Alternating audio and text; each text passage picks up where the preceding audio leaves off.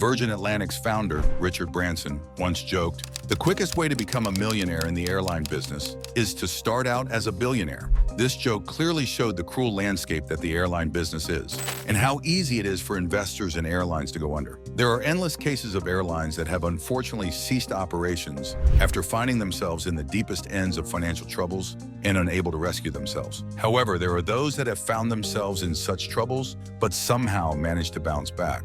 Today, we look at 10 of these airlines that got a second lease of life after almost going bankrupt, starting with number 10, Norwegian Air. This low-cost airline, headquartered in Norway, stared at bankruptcy, but somehow managed to pull through a turbulent time. How did Norwegian find itself flirting with bankruptcy? Well, in 2010, the airline started an aggressive expansion move that would see it venture into transatlantic flights, aiming to apply the business model that had worked out pretty well for the likes of America's Southwest and Europe's Ryanair. However, the aggressive strategy left Norwegian Air with massive debts and also left it exposed and with minimal to no room for maneuver in case things went wrong. Unfortunately, things went wrong at the start of 2020 when the global coronavirus pandemic resulted in the grounding of almost all flights, meaning that Norwegian Air could not do business to generate income and pay off its debts. In November 2020, the airline formally announced the decision to file for examinership in Ireland, where its aircraft assets were held. This meant that it was free to seek the protection of the court from creditors for up to 100 days. Then in May 2021, after 6 months, Norwegian Air emerged from bankruptcy protection with a new look characterized by a smaller fleet and its debt almost cleared after managing to raise 6 billion Norwegian crowns. Speaking about this success, the former chief executive, Jacob Schramm, said, "We have saved an airline that is of huge value to Norway and which binds our long country together." Let's move on to number 9 of the list, Thai Airways. This flag carrier airline of Thailand has also been to the depths of financial woes but held on to life and came out still operational. Formed in 1961, the airline had enjoyed many successful years before signs of bankruptcy started showing in 2019, when it reported losses of $328 million. A year later, in late 2020, headwinds from the coronavirus pandemic saw the airline file for bankruptcy. Thailand's Central Bankruptcy Court approved this application and also approved Eastway Corporate Advisory Services, along with 6 Thai Airways directors, to prepare a rehabilitation plan for the airline. The rehabilitation plan saw the airline reduce its fleet by more than 20% while also cutting its workforce by half. Also, part of the restructuring plan for Thai included a debt-for-equity swap. The plan seemed to be working as a year later. Revenue for the airline increased almost fourfold to about $2.69 billion. In 2023, revenue rose 53.3% to $4.5 billion. The restructuring plan is working well so far for Thai Airways, as it has even gone ahead and expanded its fleet while making orders for more aircraft in anticipation for a busier future. It is also set to conduct fundraising in the fourth quarter of 2024 and offer new stocks to existing shareholders and interested employees. It also plans to change about $2 billion of debt into equity by the end of the year, so it can finally exit the rehabilitation plan and get a clean bill of health. Let's continue with number 8 of the list, LATAM Airlines. Boasting the title of Latin America's largest airline, LATAM Airlines has also not been spared the bankruptcy scare thanks to the coronavirus pandemic. The airline's chief executive was quoted saying, "LATAM entered the COVID-19 pandemic as a healthy and profitable airline group, yet exceptional circumstances have led to a collapse in global demand and changed the industry for the foreseeable future." This statement came shortly after the airline filed for bankruptcy protection in the United States in May 2020. Despite filing this application, LATAM reassured the public that passenger and cargo operations would not be impacted. What followed was an intense restructuring process that saw the airline receive an injection of $8 billion through a raft of approaches such as capital increase, issuance of convertible bonds, and new debt. After 2 years of financial restructuring, the good news finally came. LATAM officially exited bankruptcy protection and emerged with a new face and a modernized fleet. More importantly, its financial position was stronger, with more than $2.2 billion of liquidity and $3.6 billion, or 35% less debt. Currently, LATAM is on an upward trajectory, opening up new routes and making orders for new aircraft. Clearly, the airline's future after the bankruptcy scare is looking brighter. But enough about LATAM. Let's take a look at number 7, Virgin Atlantic. It seems Sir Richard Branson's joke nearly caught up with him after Virgin Atlantic, a subsidiary of Virgin Group that he co-founded, also found itself struggling to stay afloat after the pandemic grounded nearly all flights globally. This happened in August 2020 when the airline filed for bankruptcy protection from creditors in the United States. The airline relied on Chapter 15 of the U.S. Bankruptcy Code that allows foreign debtors to shield assets in the country. Surprisingly, this move came barely more than a month after the airline announced that it had successfully secured funding that would help it stay afloat for another 18 months. This was actually a double blow for Virgin Group, as another airline under its wings, Virgin Australia, had gone into administration earlier in the year, owing about $6.8 billion to more than 10,000 creditors. Consequently, the airline went further and cut more than 3,500 jobs as a measure of contending with the fallout from the pandemic. In September of the same year, Virgin Atlantic announced the completion of the £1.2 billion private-only solvent recapitalization of the airline and holiday business. This plan helped the airline to recover gradually and eventually bounce back. At number 6 of the list is Japan Airlines.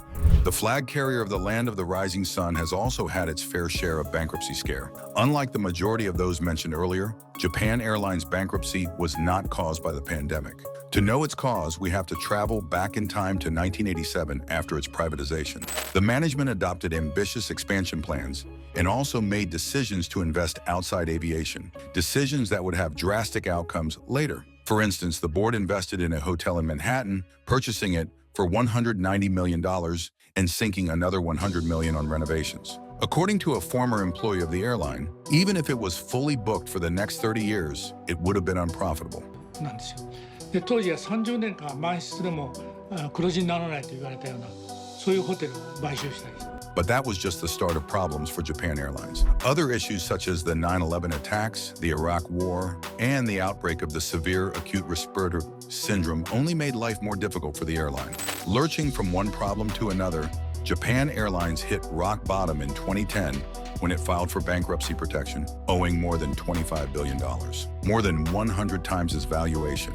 It also announced that it would slash 15,700 jobs and unprofitable routes as part of its restructuring measures. The recovery journey was remarkable, with the airline receiving 350 billion yen and its creditors agreeing to write off debts amounting to 521.5 billion yen. 2 years later, the airline posted a consolidated operating profit of 204.9 billion yen and made a comeback to the first section of the Tokyo Stock Exchange in the same year, signaling its recovery. Let's move on to a less popular airline at number 5 of the list, Avianca.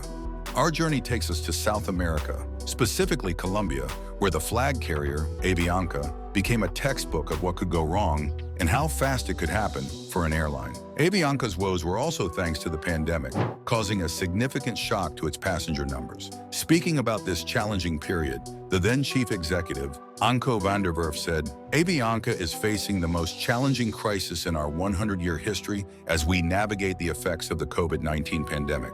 We believe that a reorganization under Chapter 11 is the best path forward." Obviously, the airline had been forced to file for bankruptcy in the United States after the pandemic took a toll on its overall stability. Moving forward, the airline pledged to double its network over the next 3 years and shift its strategy toward point-to-point routes. It also committed $200 million to renew its cabins and restructure its A320 seating configuration to add more rows. Avianca also retired its A330s, ATR 42 and ATR 72, and remained with the A320s for short to medium haul and the Dreamliner for long-haul flights. Currently, the airline is performing well and says it will continue to take risks to increase its passenger traffic by 25% to reach the 40 million mark by end 2024. At number 4 of the list, we have Scandinavian Airlines. Imagine a standoff between staff and management so bad that it culminates in a company filing for bankruptcy protection. In May 2022, Scandinavian Airlines announced that it was canceling about 4,000 flights during that year's summer because of staff shortages. This setback came in the light of the airline's struggles to handle increased demands for global travel after the pandemic's curve started flattening. The cause of the staff shortage? 1,000 pilots walked out on strike. This was a recipe for disaster for Scandinavian Airlines, considering that it had already reportedly laid off as many as 40% of the staff during the pandemic.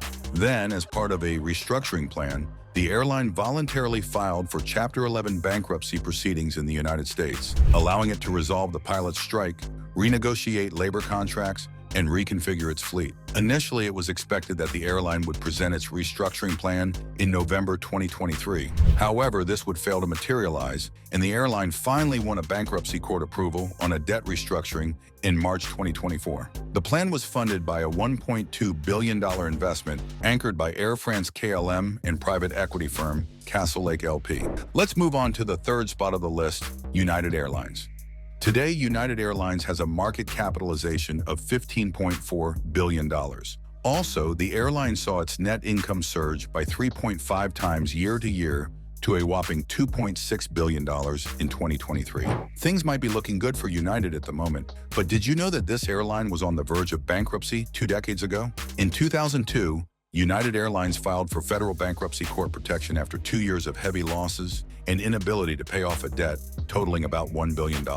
By that time, this filing was by far the largest ever by an airline. The airline blamed the slumping economy, flawed business strategies, and the previous year's terrorist attacks. As expected, this filing came with a slash in assets and employee numbers. However, the airline boasts of one of the greatest comeback stories ever. During the process, significant cost-cutting measures were implemented, including a reduction of employees from 100,000 to 62,000 by 2004, scrapping of flights to focus cities in Miami and Seattle, and reducing the fleet size from 520 to 466. Eventually, United Airlines emerged from bankruptcy in 2006. At the second spot of the list is Delta Airlines. In April 2007, the then Delta Airlines chief executive said, "We're free at last. I feel elated." These remarks were in relation to the approval by a United States bankruptcy court for Delta Airlines to exit Chapter 11, marking an end to a year and a half in bankruptcy. The airline had been pushed to bankruptcy in September 2005 after amassing about $19 billion in debt and accumulating $7.5 billion in losses for the period between 2001 and 2005. As part of its restructuring process, the Atlanta-headquartered airline announced that it would issue 400 million shares. It also announced plans to give unsecured creditors between 62% and 78% of the value of their allowed claims as shares of new Delta stock. The rebranding efforts were expected to cost $10 million. Almost 2 decades later, and Delta Airlines is one of the biggest and most profitable airlines, not only in the United States, but also globally. And finally, at number 1 of the list is the one and only American Airlines. Yet another American carrier, American Airlines also found itself on the brink of bankruptcy in 2011, in the face of surging fuel prices and a decline in air travel demand. This compelled it to file for bankruptcy, as outlined in Chapter 11, with over $25 billion in assets and over $29 billion in debt. This filing enabled the airline and its subsidiary, American Eagle, to continue operating normally while it restructured its debt, costs, and other obligations. Another factor that contributed to the filing for bankruptcy was the unsuccessful negotiations between the airline and the unions, with industry experts estimating the airline's wage bill to be about $600 million a year higher than its closest competitors. The recovery came in the form of a merger between the airline and U.S. Airways, with American surviving. The restructuring plan also saw creditors receive a full recovery on their claims, while stockholders received a guaranteed minimum distribution of 3.5% of the common equity of the parent of the merged airlines, with a potential for receiving additional shares. Don't forget to like and subscribe, and until next time.